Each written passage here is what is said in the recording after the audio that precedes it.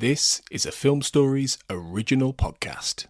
With a major selection of the looks your kiddos love, starting at just $4 in the Walmart app, a new school year means a stylish new them. Who knew? Find skater skirts and Crocs that say, I'm casual but cool.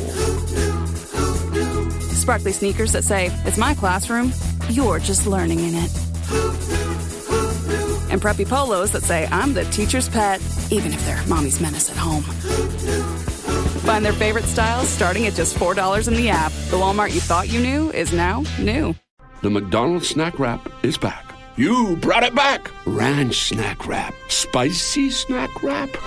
You broke the internet for a snack. Snack wrap is back. Ba-da-ba-ba-ba.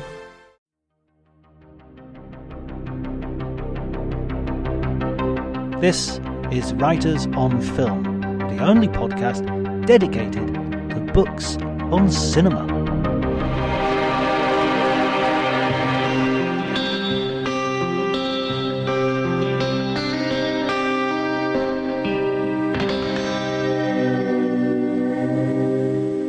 Hello everybody and welcome to Writers on Film. My name is John Bleasdale. I am a writer and film critic, and today I am delighted to be joined by Rob Spera. He has written a book which I read through twice. It's a beautiful looking book as well. It's called The Film TV Director's Field Manual, and it is a sort of, well, it's exactly what it says it is. It's a manual, a how-to manual that is full of practical maxims and advice on how to approach everything from a filmmaking perspective. Rob, in your introduction, you mentioned that this book came out of one of your students sort of putting together some of your quotes as a teacher. Yeah. Portland Tagavi was a student in my classes at the American Film Institute about, maybe 8 years ago. And at the end of the 2-year program, she kind of orchestrated this collection of quotes of mine from the students that they thought had the most value to them. And she's also an illustrator, so she provided some great illustrations. A lot, very fun, funny, and also it was the first time I saw how I might be able to craft all of my basic concepts into these simple, highly distilled maxims that went beyond just the quote itself, but actually filled in all the details so a student could actually assimilate them quickly. One of the challenges I felt with most filmmaking textbooks, I own them all. I have great respect for those writers and those filmmakers, but I could never really, I found myself getting through a chapter and a half before I would just abandon the book. And not because they were wrong or they were not well written, but they were just so detailed and so dense that I found I couldn't bring it didn't find its way into my work on a regular basis. So I set out to write something that was basically the next extension of the quotes that Portland put together that allowed me to kind of distill these concepts to their essence. So they're immediately accessible. They're very small, right, up front in the practicality, but they have mighty ramifications down the road as we continue to apply them to our work. And so the book is there to, all of these maxims in some form or another were in my binder on set all the time. So I would start my day as they were lighting. I would just refresh myself as to what the job is, right? What the task is, right? Where my focus should be, because there are too many places to be distracted and you're on a movie set. You can lose track of the real purpose. So I would always refresh myself every morning with them. And so essentially they're the next extension of that. So you keep it on set. It's designed so the cover is sturdy. The book can fit in your back pocket. It's there to refer to on a daily basis when you're on set and through the course of a day or pre-production and even post. So it's meant to make the work accessible and practical, so you can have really kind of long-lasting, deeper meaning results with your work. I know we have a lot of filmmakers or aspiring filmmakers among our listenership, and so I really do recommend this. As you say, it's perfectly pocket-sized to have in your back pocket at all times, or having with your stuff so that you can take it on set with you. Absolutely. Could you tell us a little bit about your background in terms of your introduction into filmmaking? And you've mentioned already that you were in AFI both as a student, I think, and then you went later on as a teacher. Yeah, I actually started out as an actor, and I studied with Stanford Meisner in New York. And I thought acting was it for me. And then I discovered directing, because what I essentially did, I was a young character actor. I wasn't getting any work, and I didn't want to wait 20 years, right, to learn just the craft in total. So I started producing theater so I could actually work. And so I would produce so I could act, and then I kind of stumbled into directing in these producing jobs. And once I started directing, I realized there's no going back. I started producing that around, small productions around New York.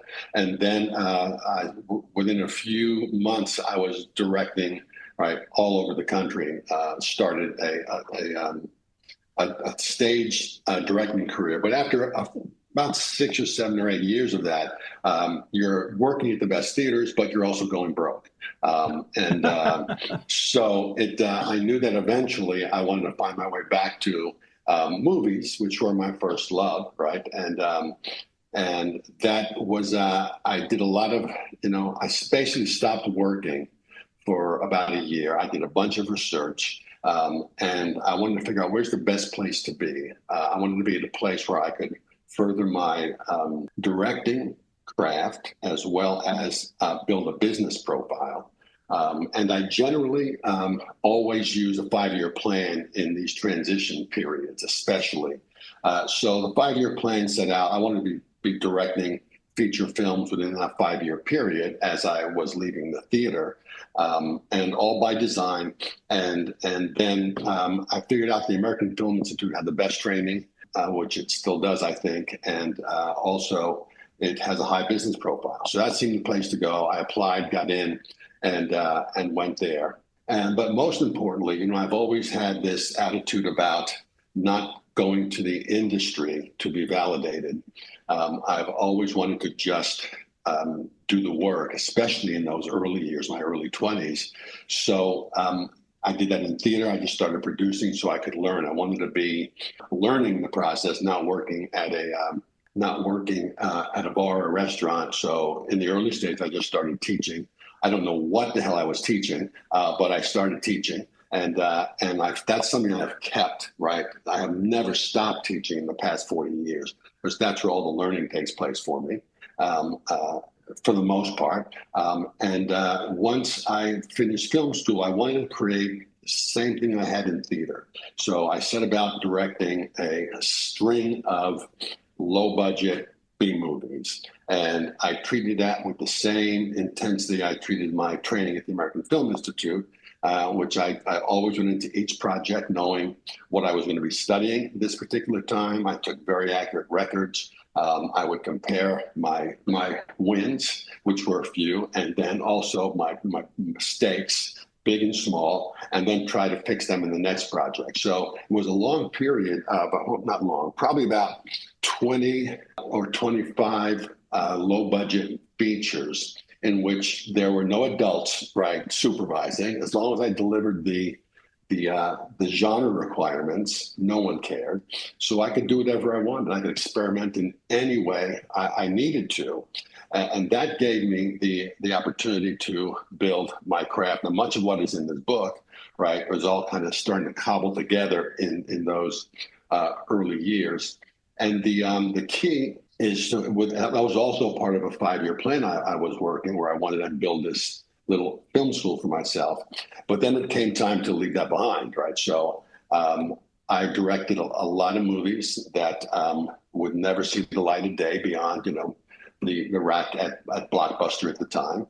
And important to note that I treated every one of those projects as if I could take them to the Academy Awards, right? Now, I knew we were not going, right? I didn't buy a tux, right? But I had to bring that kind of a mentality to set, right? I never looked down at the material, the people I was working with. I was always trying to elevate, right? To find a way to preach, right? Those sermons, and because you're not going to learn anything if you don't show up, right? Fully, right? Engaged, and trying to make that script that you have not a lot of faith in terms of its basic, storytelling, and make it right as best as you possibly can. So I think that attitude is where I was able to learn as much as I did, because I always tried to elevate everything. But then it came a point where I had to stop doing that. I said, okay, now we're done. You've learned. You're done. You will continue to learn to some degree, right? But you've got the basics now. And basically, my 5-year plan, which became an 11-year plan, basically said, I will never, ever, ever again be on a movie set unless I can speak for the material in my own voice. All right. And I said, I don't know how long that will be, but that's the vow I made in that 11-year plan, and what turned out to be an 11-year plan. And in the meantime, I started directing television so that I could just stay fresh, keep working.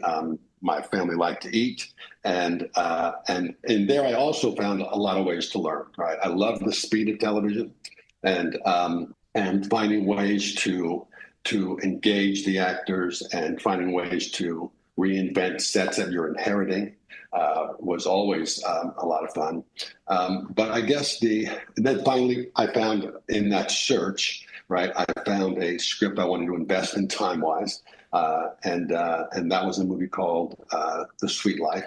And that's what, that was my first, book foray back into feature films.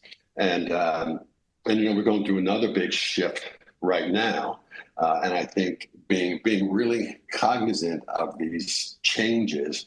So I'm really taking a break from narrative scripted, and I moved into documentary work, because I think in many ways it's also, I don't read fiction, I read nonfiction, right? So for me, it's a really kind of a natural transition. And I think just until we figure out where the hell everything is going, I want to keep working, and documentary is new and different, and that's where I'm headed right now. But I think the running theme for me has always been do the work, and the career and the money will follow. Never focusing on just I want to be famous, or I want to be rich, I want to be well liked. Just do the work. The work is what saves us. In those, there are lots of down periods in our career, right? As you know, and how do you navigate those periods, right? So I wanted to find ways to. So I always committed to the work, and that is what's given me my education. That's what has always saved me. That's what really keeps me fresh. And the most important thing to me over 40 years of working in the industry now, I am more passionate and excited by my work than I was way back when at 22, because I've kept a really close eye on my pilot light as an artist, and I protect it, and also I know that I have to work, so I work. I don't look down my nose at anything. In our business, I think becoming an artist in film, especially, is a lifetime goal, and I don't want to I don't want to get lost in myself or my vanity or ego. I want to be learning and growing and getting better. So that's pretty much the approach. Long answer to a very short question, but I apologize. I've got a few questions. Sure, questions. Sure. So we're going to skip back a little bit, but I do want to emphasize that's exactly what I took from the book, that there are these very practical points, but there's also this coherent, consistent sort of philosophy or ethos that runs all the way through all the maxims. They all sort of coalesce into this sort of war against cynicism, this enthusiasm for the art form, this sincerity in doing it. So a few questions that I want to skip back and get some sort of specific answers to. One was when you're talking about low budget films, how low are you talking about? What's the situation in terms of, how big is your crew? So the very first one I shot when I was still at school at AFI, and it was a film called Witchcraft. We made it for $85,000, and it has spawned, I think, 15 sequels. So 16 films in the franchise and 15 sequels, all done for less. So that's why I stepped out of that chain. It seemed to be going in the wrong direction fast. But yeah, so that was the first one. And those things at the time were that one was shot in 14 days. But that was one of the longer shoots that I've had.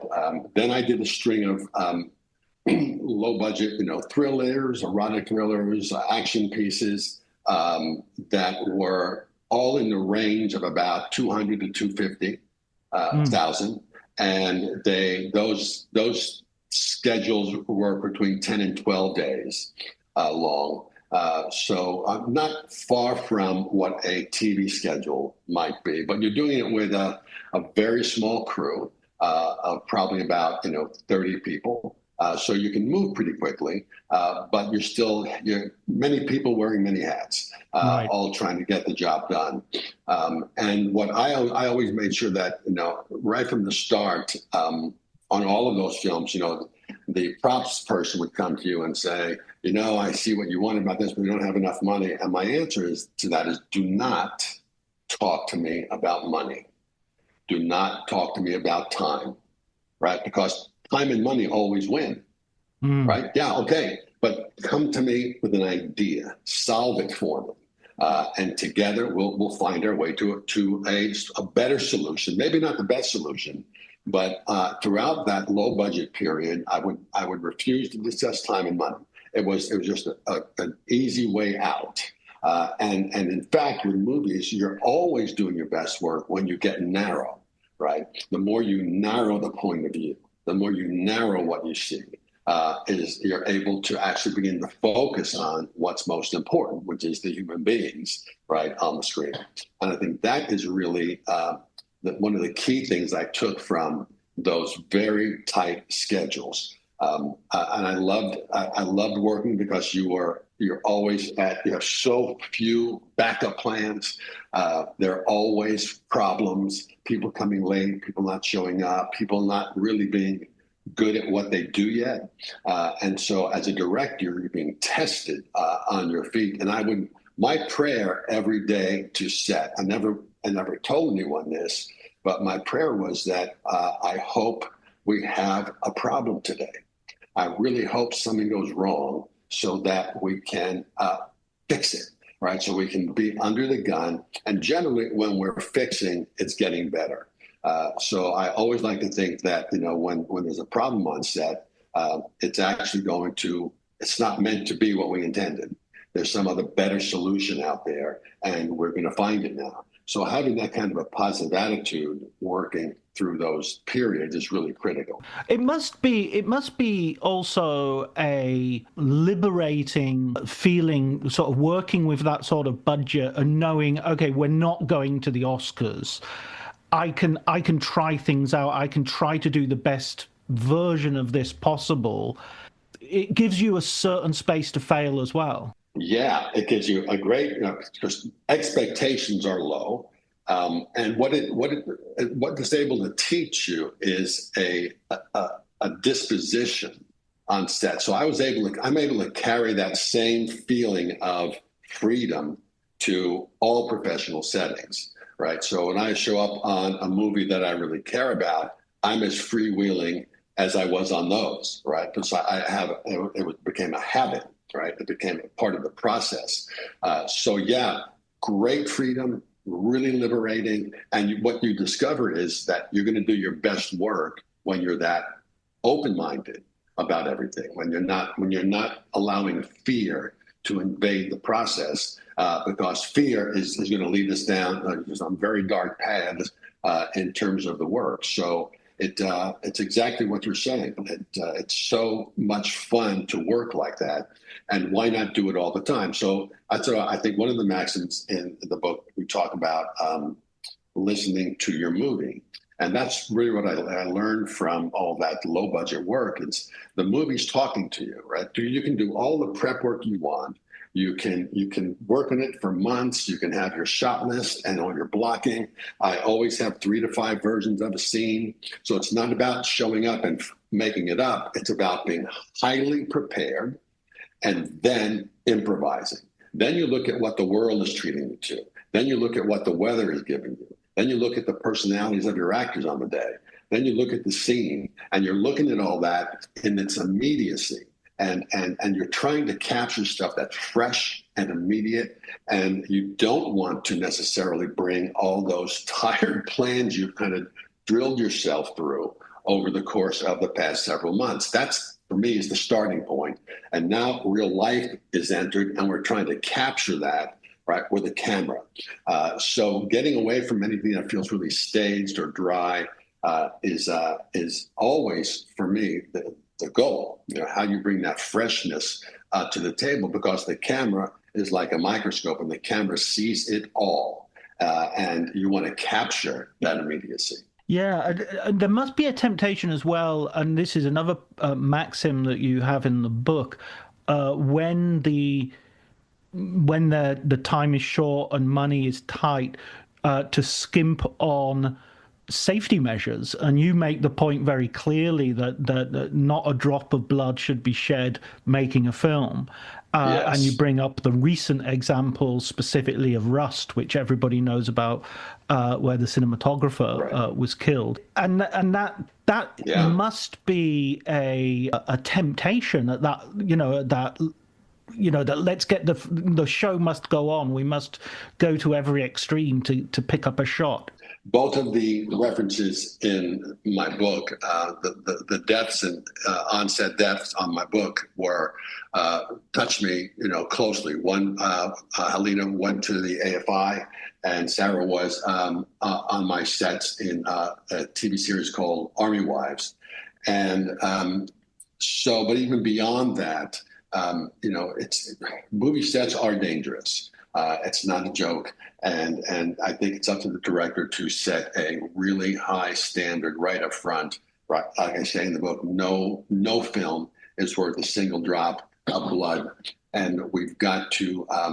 We have these safety protocols in movies, and before a stunt or on the day of a stunt, everybody comes together and we say, hey, this is a safety protocol and blah, blah, blah. We want to be safe. Here's how we're going to be safe. Everybody watch out for this, watch out for that.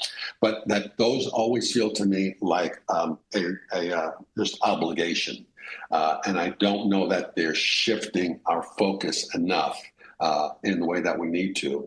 So it's for the director to set that standard. And I think sometimes we can unwittingly urge people into situations that are not safe. Even just saying how important a particular shot is for me to get. So the pressure that might place on my location manager, on my DP, to push the boundaries to get that for me. I think we've got to make it really clear as directors that we are not going to get shots that are either illegal, unsafe, unplanned, to the point that they need to be planned.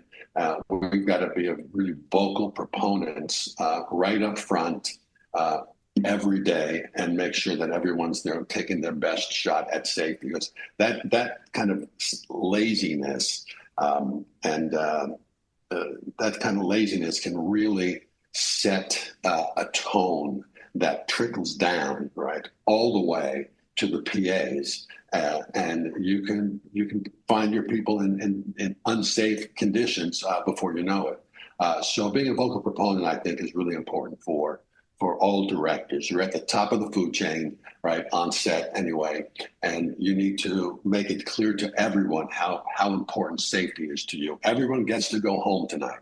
That has to be a rule. Absolutely, absolutely. And I think, again, with your book, there is a sense that you are trying to rectify a sort of image of the director that maybe was sort of established in the 1970s as this sort of, maverick genius who shouts at everybody, and I don't want to hear excuses. I want, takes hundreds of takes to get the perfect shot, the perfect wave or whatever, and doesn't and it's obnoxious. Obnoxiousness as a sign of genius.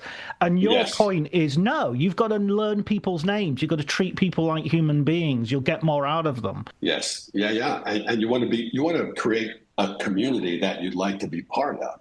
When you set out to make a movie, you have a community of artists coming together, and you want to create a tone of positiveness, of openness, of support, of love, and you don't want to, because otherwise you're going to create a community that is not fun to be a part of, number one, and two, you're not going to get their best work. They're going to be afraid to come to you with crazy ideas, unorthodox ideas, and you want to be able to encourage them to do that. You don't want to stay in a very linear plane when you're working. You really want to encourage a thinking outside the box mentality, but that doesn't happen when people are scared. People think they're going to be demeaned or fired. You really want to, your job is to, I think, to point the direction, point to the vision, and then let your coworkers carry you there, right? Let them, right, participate. Otherwise, what is the fun in it for them? What do they get out of it? And, whenever I've done that, my movies have always prospered. It's when I had to be the smartest guy in the room, where I always had to be in charge. I put the badge on. It was more about my ego and vanity than it had to do with actually making a movie with human beings, about human beings. So the idea is to shift away from that, and you really put your finger on it. Because I don't really say it out loud, because I had a specific maxim about this, but I thought it went too far. But I'll share it here with you, since you've identified this. I really am not a fan of the auteur theory. Right. I think it's a fucking insult to so many talented, skilled filmmakers, right, to put your name above their work and say, I made this. Well, not really. You pointed the direction, and you helped keep us on track. But all these people, they brought contributions to the table that are seen and unseen, and they need to be recognized. So the auteur theory, I think, is something that, there are probably 2 or 3 filmmakers at any given time that deserve that title. And great. But it's a big industry. There are a lot of us working, and I don't know if we get the best work from people when we are simply shutting them out, especially on something that's so collaborative. If you look at, a painter picking up a brush and with some paint and a canvas, okay, you're the author of that. Got it. If you are a musician and you write, a composer, you write that, okay, that's yours. Got it.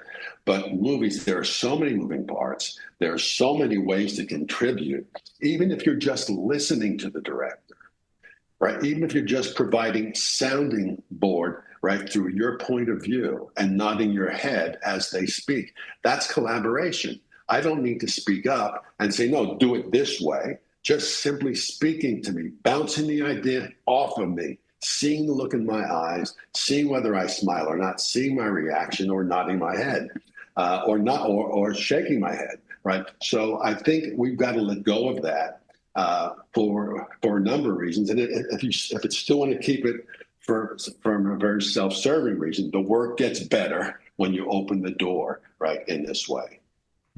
I think it reminds me of an interview Orson Welles once did, where he talked about certain directors having great reputations that were unearned because being a director, they could sit back and let everybody else do the work, and as long as they didn't interfere, the films were fine. You know, they didn't.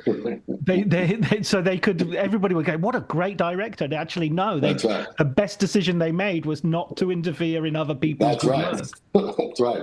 Stay in the dressing room. We'll take care of this for you. Absolutely.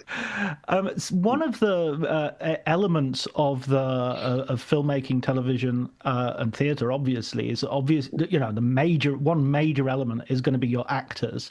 And I loved the a section you devote to directing performance. And again, it sort of goes with this idea of, you know, lightly, not to to approach laterally some of the problems. You're not approaching them head on. It's not confrontational. It's about there was a lovely example of you wanted a little bit more emotion out of an actress, and instead of asking her or directing her, you know, overtly in front of the crew, you just gave her a tissue to put up her sleeve in case she needed it, and that informed her of what she needed to convey. Right. Yeah. Thanks for seeing that. It's really. First, you have to understand, I think, that the camera is like a microscope, and the camera sees everything. It sees direction. It sees when you're just kind of puppeting the actors, and you don't get the best. And if you're asking directly, especially when we're talking about emotions, we can't approach them directly. We've got to approach them indirectly, and usually through the use of props. And also with the understanding that emotion in the actors is not required. It's emotion in the audience that's required. And we tend to construct those things. So for me, instead of telling the actor that in the scene you're talking about, she plays a lieutenant colonel, and she's giving a press briefing regarding a bombing that had taken place nearby that her husband was actually injured in, and she doesn't have any real knowledge yet as to what his condition is, if he's going to live or not. So while she's giving this briefing, she has this on her mind, and one of the challenges, right, is making sure the actor is committing to the objective at that point, which is to communicate information and not just get lost in the emotion. And the other thing is, as an actor, whenever she put the uniform on, it stiffened her. Right, she got stiff in the process. She felt this obligation to become more, I guess, military-like or masculine. And it stifled her very great emotional process. So I wanted to give her something because it's a big scene. It's 150 extras. I wanted to give her a way to look through, right? Just as a gentle reminder that this scene also has some emotional values in it. So right before we ran, I just ran up to her and I slipped a Kleenex tissue in her sleeve, as you pointed out. And I said, you know, just in case. And what it told her, in a sense, is that, you know, there's an emotional value in this scene. It's part of this. It's not that important, but just know that it's there. And that tissue is what softened her and gave her, you know, another window on all of this. And I think it's important to, right, we don't think enough about how to use physical elements or props. It's movies are visual storytelling, right? And when we commit to that storytelling visually, right, we can move an audience. And I think it's most of the way I like to work is to not talk about the scene. Film scenes are very short. They are 2 minutes long or 3 minutes long. They're generally simple human transactions that the actors have lived through many times before, right? They're very easily contained and controlled. So there's scenes of interrogation, scenes of reconciliation, love scenes, scenes of seduction. They understand them.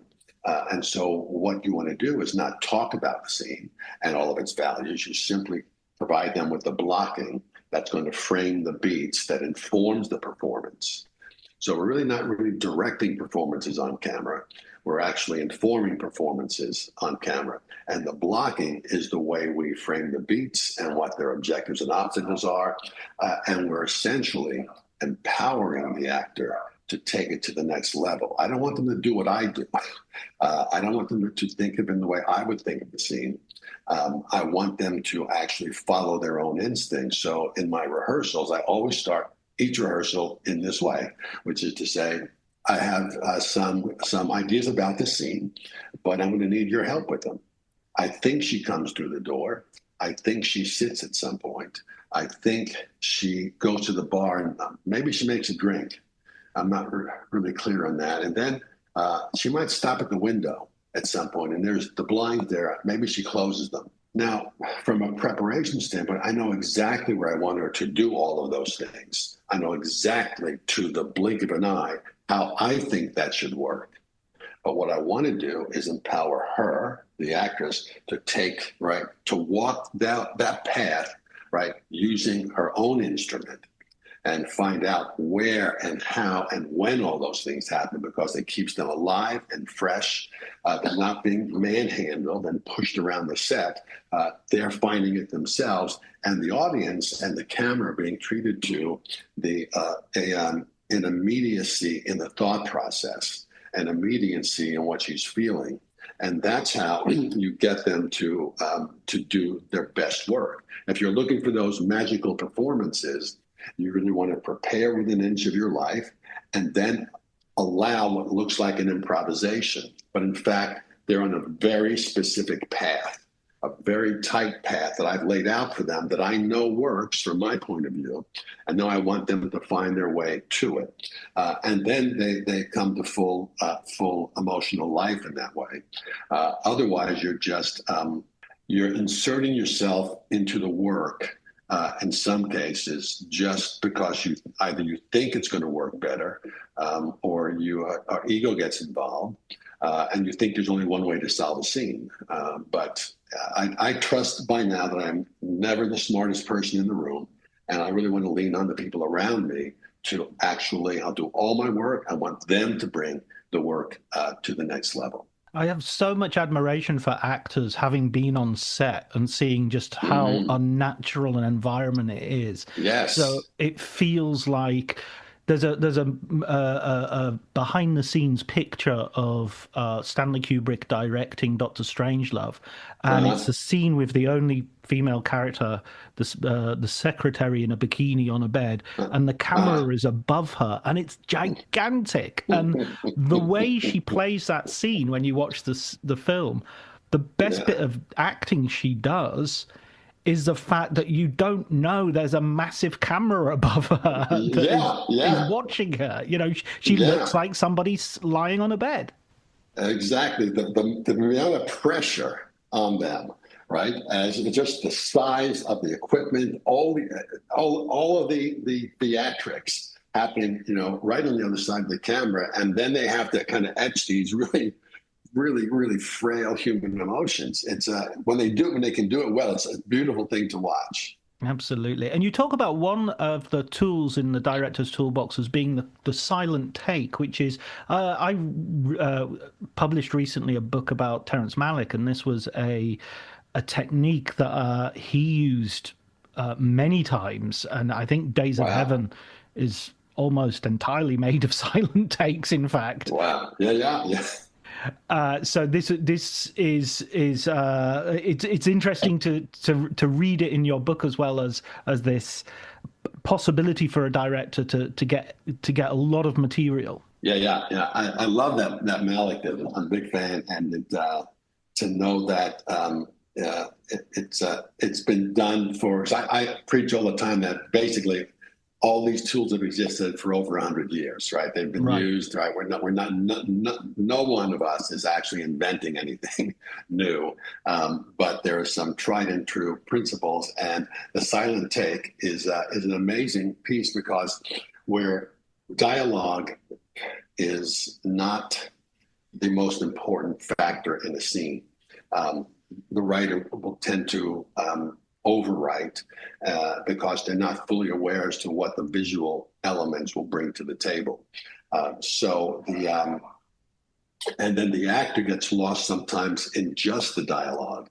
So a scene in many cases, if you allow the actors to run a full take on camera silently, it's going to force them to stop thinking about dialogue and think about what's actually happening between me and this other actor and what's happening in the scene. And they tend to focus there. And so I think performances improve. I also think that we get additional material, pauses that are really filled with tension and have to do more with not what's said, but what's left unsaid, so that their performances are even more enriched in the cutting room. And the silent take is used to give us. For me, I also use it to give me insight into whether or not the scene is working. Because if I can do a silent take and strip out all the dialogue, if I don't have full support of the visual storytelling, if the camera's not photographing the subtext, if I don't have props that are actually important symbols representing the subtext as well, then I don't have a scene. And it reminds me, you know what? You're either missing blocking or visual story points or props that are helping you to tell the story here. So the silent take ends up working for us in so many ways in the work.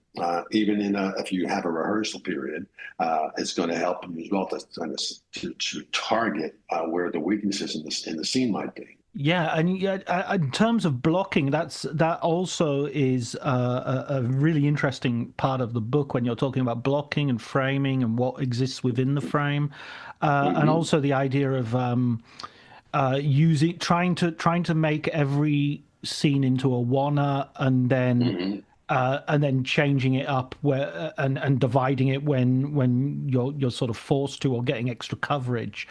I mean, I think the one-er is risks to some degree becoming something of a not a gadget. What's the word? A gimmick. A stunt. Yeah, I absolutely. I agree. Although I did recently watch I Am Cuba, the film from the 1960s, which has some single shots which are as impressive, if not far more impressive than anything I've seen recently. I agree. Magnificent. So I wanted to ask about those. You talk very much about preparation. In fact, a huge amount of preparation you do in terms of knowing exactly what shots and how you're going to block a scene in multiple ways. How long does it take you to prepare for a film? I mean, especially with TV, you can't have that much time to do the preparation. Well, in the beginning, it took longer, right? Where as I was learning the craft, and part of that, when I did that low budget period of my life, that was that really helped. So I could think on my feet. I wanted to be able to think on my feet really quickly, and so now it's partly my level of experience allows me to move very quickly on a scene that I may have I want 3 to 5 versions of it. And usually I do know that the first version of a scene is not the most interesting, or it's something I've seen in someone else's movie. And it feels right because it is right. It works because someone else figured it out. So I'm really trying to go from what is probably just what's sitting in the very front of my brain and move myself through the work so that I get something that is going to not just be interesting or tell the story, but actually be entertaining. And then the last, maybe the 5th version, if I can get it there, is a unique version of it. So it's a process of moving through, and I can, because I know how my brain works these days, I have enough experience, I can do that pretty quickly. Even on a television set where you've got on a standard show, you've got 7 days of prep and 8 days of shooting. So I can do that pretty quickly. But that's only because of experience and shooting a lot. I don't think we have. I know that I have a lot of respect for the job. I'm in awe of what it takes to do it really well. And I still, if I'm anything right now, and always have been as a student of the process, I don't feel like I've got where I want to be in terms of my control over the elements. I'm hoping I never do. I'd be really sad if I got to the point where, you know what, I figured this out. Right? There are too many moving parts that need to be coordinated in a certain way, in a certain order, at a certain time, for all of our work to come together and be its best. So I'm always looking for ways to get to those ideas quicker and faster. And because of my experience in all of those low budget films, I just learned to do it really quickly now. But it didn't happen accidentally. I was focused on that. That was the point. And that I wasn't doing those films to make a little bit of cash. They really end up paying off down the road in speed and quality at the same time. I always have in mind those filmmakers like Rainer Fassbinder, who seem to manage to make 2 or 3 films a year. Right. People with a huge turnover, and yet there's a French filmmaker at the moment, Quentin Dupieux, who seems to make a minimum of a film a year, and maybe even 2. Some years he's made 2, and he's got a side hustle as a musician as well. And I interviewed him once, and he was telling me, it took a month to film, less than a month to film, and then another month to edit, and it's ready. And I said, wow, a month seems a really short time to edit. And he says, he didn't understand what people were doing in editing suites for longer. He was like, why is it taking people so long? I get bored. That's great. Yeah. I understand that feeling. The editing room for me is tough that way. Absolutely. Have you ever had it's a tough question, this, but I'll put you on the spot with it. Have you ever had like a nightmare situation where your maxims just don't feel like they're applying? They're not helping you out. Things are going wrong. It's when for whatever reason on any given day, where my confidence is flagging. And we're human, and some days you get there and you're just not. You find yourself not up to the task, or the pressures somehow either you whipped up the pressure and the stress for your own purposes, or someone else has put a lot of pressure on you and in terms of how this needs to be shot and the importance of it and how long we have to shoot and all those things, all the standard pressures. And if you combine that with, for me, a flagging confidence, which happens all the time, despite, I've done a lot of shooting in my time. I've done a lot of plays. I've been the director. I've walked in those shoes many, many, many, many times over the past 40 years, but I can still show up and be a human being and get scared. And what I learned to do is to simply try to get a really quick reset. If I'm shooting outdoors, I'll try to find something that reminds me that, this is really not all that important. Mm-hmm. So the first time it happened to me, I looked over to a tree and I saw this bird, looked like a cardinal sitting in this tree.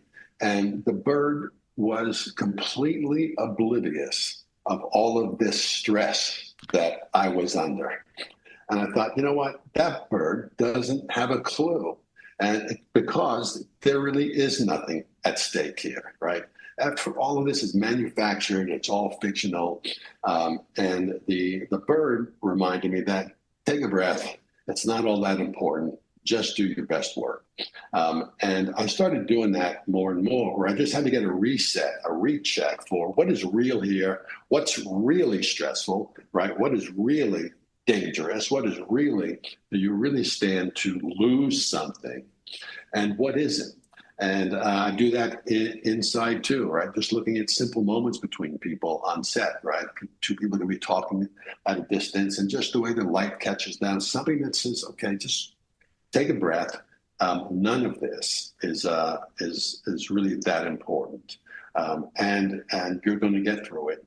And that helps me to reset. It helps me to put the focus on the humanity that's taking place, and the simplicity of what we're doing, and the sheer privilege it is to be pointing a camera at two people, right, creating a fictional scene and making a living at it. That is a thing of great beauty to have that opportunity, and just settling down and stripping away ego and expectations and vanity. That's where all of that stress really comes from. And it gives me a chance to just reset and move on. But those can be crippling moments where you start to doubt yourself, especially around 150 people. You know, you're on the spot.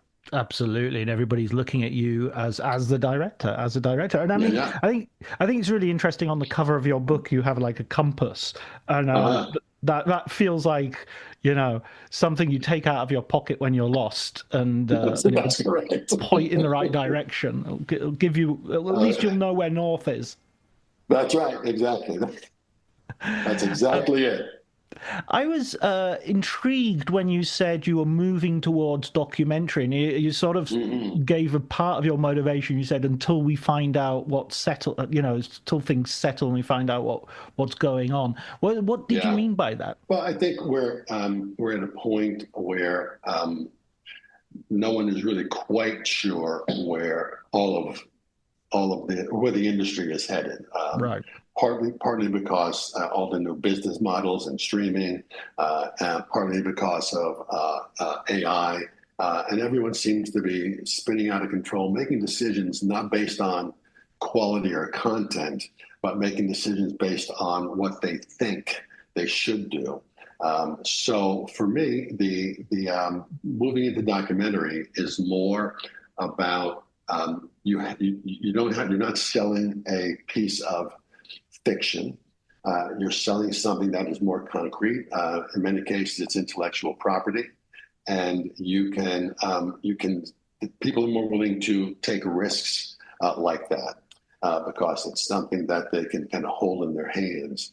If you're trying to invent or create something new, we're going through such an uncertain period that investors are not likely to take the leap with you. So this is, again, just kind of sitting back and looking at the 5-year plan, seeing that I've got to go through another transition, because I don't think any of us we're not guaranteed an entire lifetime in movies. A handful of people are. The rest of us have to engineer it.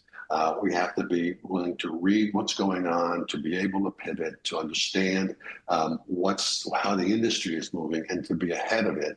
So I'm not scared of all the fear of AI and what's that going to do to our industry and to our creators. It's like, no, this has been happening since the invention of sound, and probably before that. So our job now is we have a purpose. Our purpose is to tell stories to help our fellow human beings.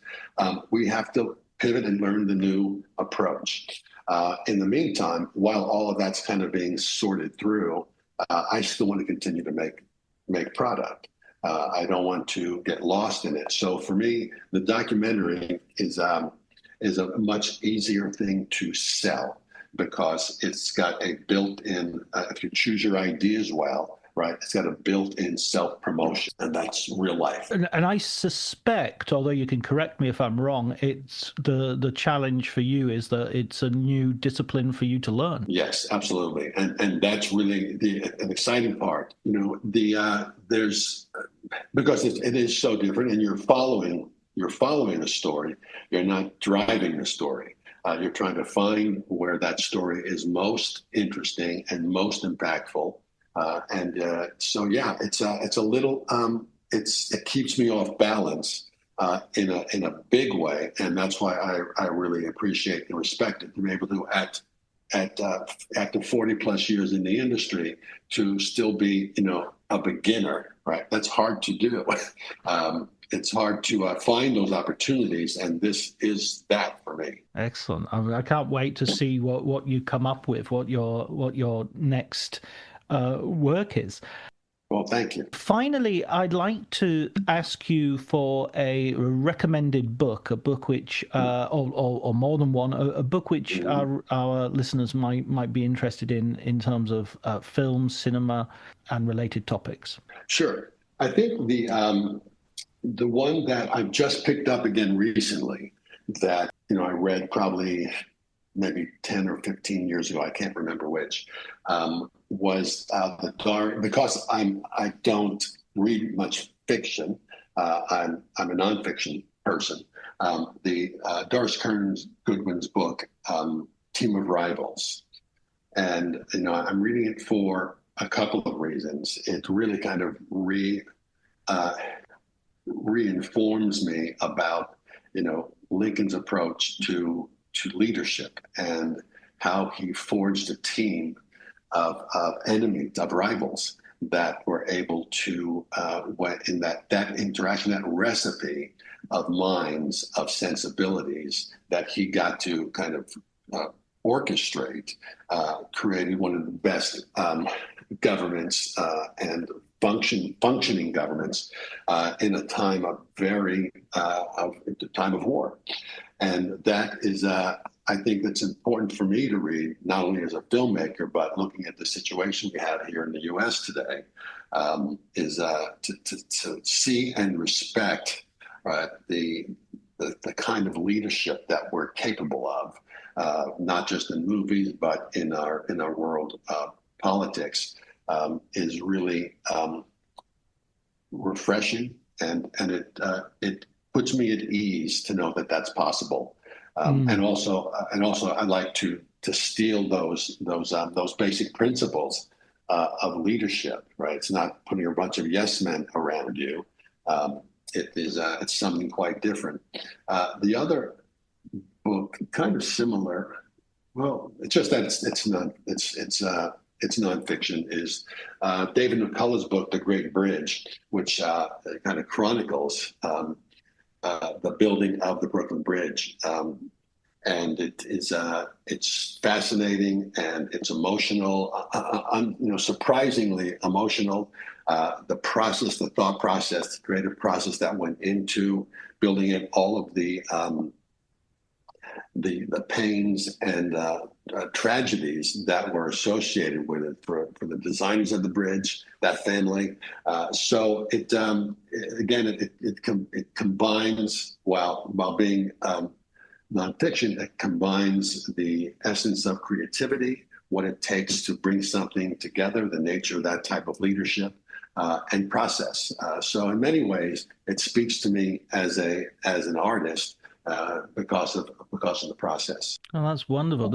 It's really interesting as well that you're looking outside of film, outside of cinema, but it's always bringing back lessons as well that can inform your work. Yeah. It's there's so many great lessons. I also do that with. I sculpt a little, and I do woodworking a little because I think they're all. It's all. The process for me is always the thought process really fascinates me, and how we move through the creation of something that did not exist before we started work on it, and how along the way we're able to shift our ideas and adjust based on new challenges, new information, and working in wood and clay. I really have, it's all in front of you, right? It's not random thoughts. It's you can see the progress and you can make assessments, and you can steal those ideas when I do my work as a filmmaker. Same process, a different medium, but all the same job. Yeah, it's a sort of cross-fertilization between between different things. I do think that anyone who's trying for a career in any sort of artistic endeavor does well to have other apparently unrelated interests, which will always, play sport or something, do something which will feed in and inform your art, because if you're a true artist, everything will inform your art anyway. That's correct. That's a great way to put it. Yeah. Very well said. Thank you so much, Rob. Let me just finally recommend to everyone Film TV Director's Field Manual, 70 Maxims to Change Your Filmmaking by Rob Spera. I'll put a link so you can get yourself a copy of that. I would highly recommend it. I know, as I said before, there are some people who are making their own films who are listening to this. And I don't think there's anybody who is doing that who wouldn't benefit from reading this book. And also, as someone who isn't making a film, maybe something in the pipeline, but I can't talk about that. But anyway, as someone who isn't making his own film or directing a film, I still found it really fascinating just to get that perspective of the director. And that I think it's really important for people who write about film and critics to also know about production, because otherwise you make some bafflingly stupid ideas. See earlier discussion of auteur theory. Thank you, John. It's a delight spending time with you. I really appreciate it.